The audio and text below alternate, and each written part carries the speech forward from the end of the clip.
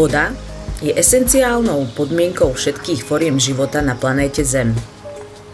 Kolobeh vody v prírode a rozmanitosť jej foriem v spojitosti s diverzitou ďalších faktorov, ako sú atmosféra alebo pôda, vytvárajú podmienky pre diverzitu foriem života vo všetkých jeho podobách.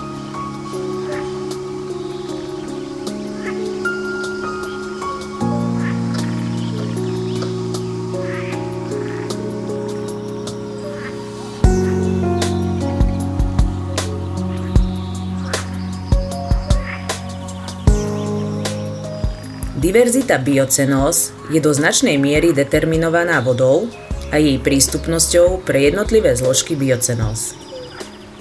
Rastliny vo väčšine prípadov prijímajú vodu z pôdneho prostredia, existuje však mnoho rastlín priamo viazaných na prostredie tečúcich alebo stojatých vôd.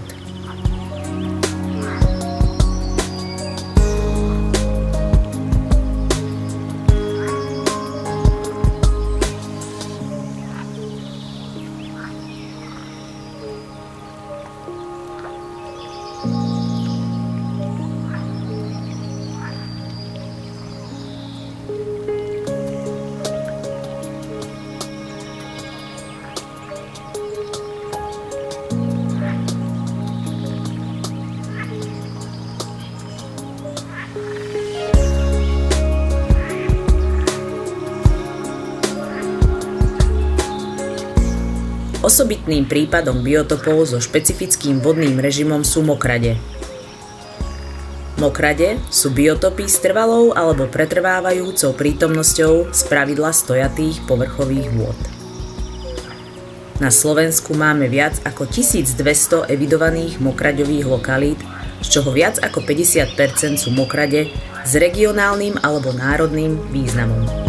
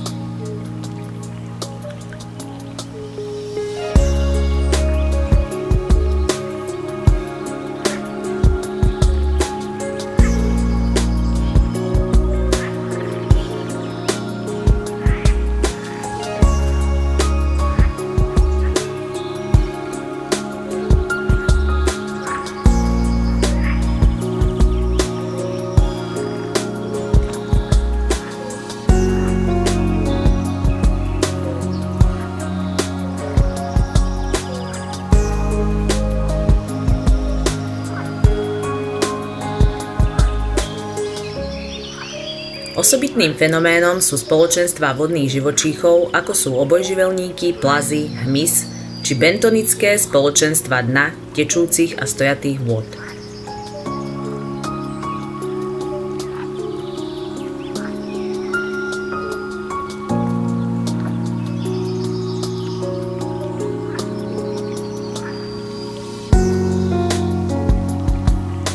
Brehové porasty predstavujú najvýznamnejšie biokoridory v našej krajine a predstavujú nenahraditeľnú súčasť územného systému ekologickej stability krajiny.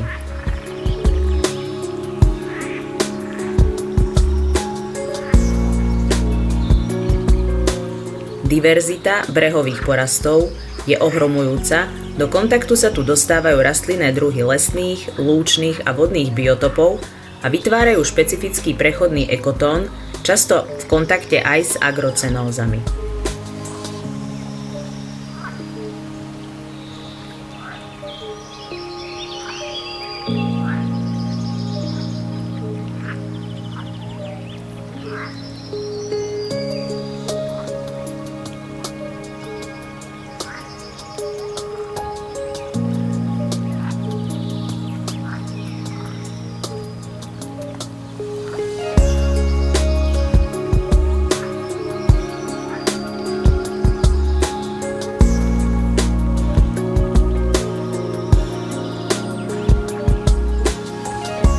V brehových porastoch našich bystrín, potokov a riek môžeme identifikovať viac ako 35 druhov drevín a niekoľko 100 druhov vyšších rastlín.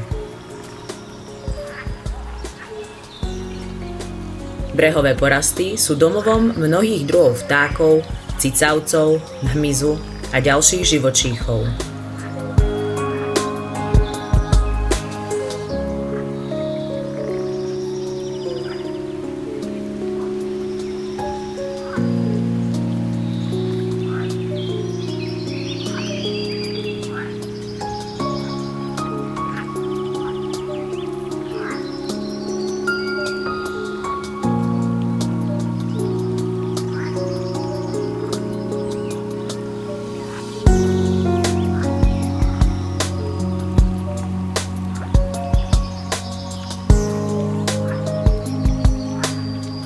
Človek potrebuje vodu nielen pre svoje prežitie, ale aj na zabezpečovanie svojich ďalších potrieb. Preto začal vodu v krajine využívať pre potreby energetiky, chovu rýb či pre rekreáciu. Preto sa v krajine začali objavovať inžinierske vodné stavby.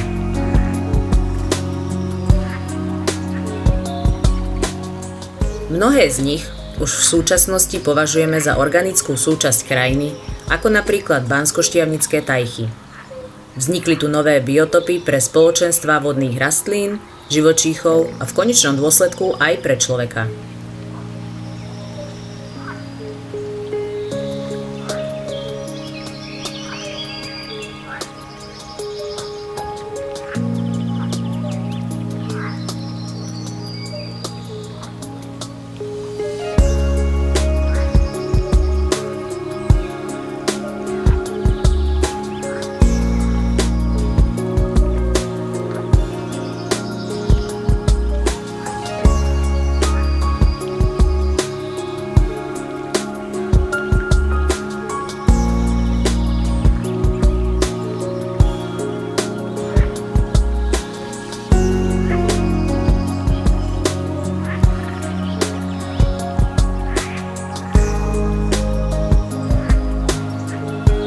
Bez vody by naša krajina stratila život. A bez života je krajina mŕtva nielen pre človeka, ale pre všetok život na Zemi.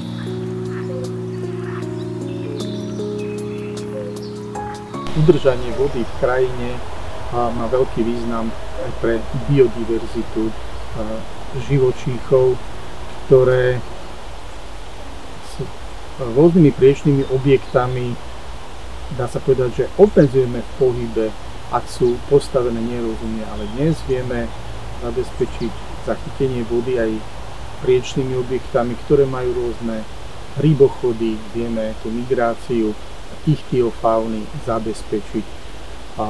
Je potrebné, aby sa lesníci vrátili takýmto klasickým opatreniam, kde aj dočasne zachytíme vodu na týždeň, dva, aby nám neotekla do mora.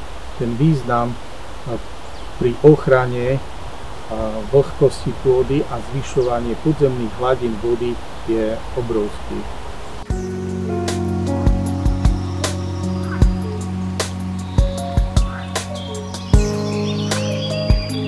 Ochranou krajiny chránime aj vodu, jej krajinné prostredie, ako aj biodiverzitu živých organizmov.